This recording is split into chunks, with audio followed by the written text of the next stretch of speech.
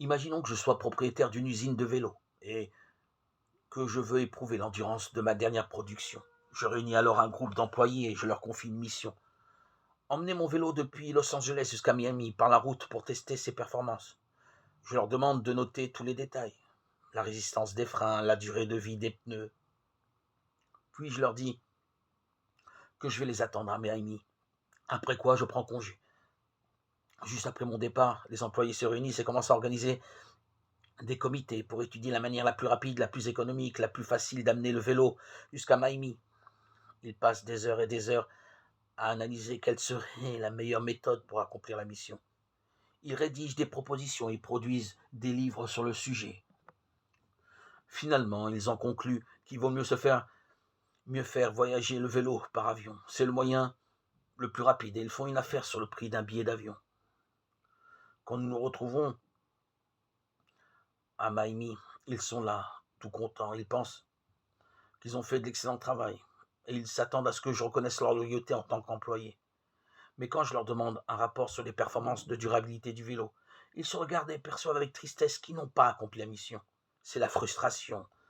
Ils ont passé de nombreuses heures à étudier et à analyser les paramètres.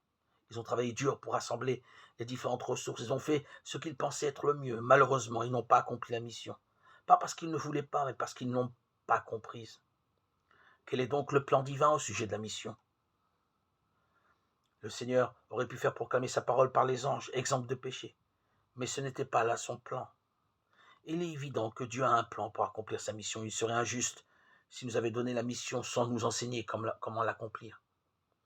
Il ne s'agit pas d'inventer une méthode pour faire ce qu'il nous a déjà enseigné. Il nous a enseigné que nous recevrons de la puissance quand l'Esprit Saint viendra sur nous. Et nous serons ses témoins à Jérusalem, dans toute la Judée et en Samarie jusqu'aux extrémités de la terre. Acte 1, 8. Être un témoin est un attribut propre aux êtres humains. Les animaux, les objets ne peuvent témoigner. Un témoin, c'est quelqu'un qui dit ce qu'il a vu ou vécu. Jean déclare ce qui était dès le commencement, ce que nous avons entendu, ce que nous avons vu de nos yeux, ce que nous avons contemplé et que nos mains ont palpé.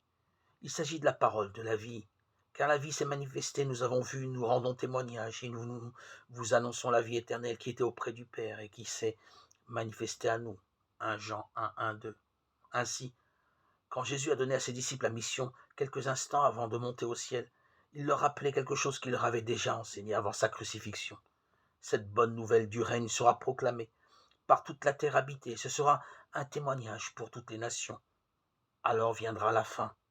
Matthieu 24, 14.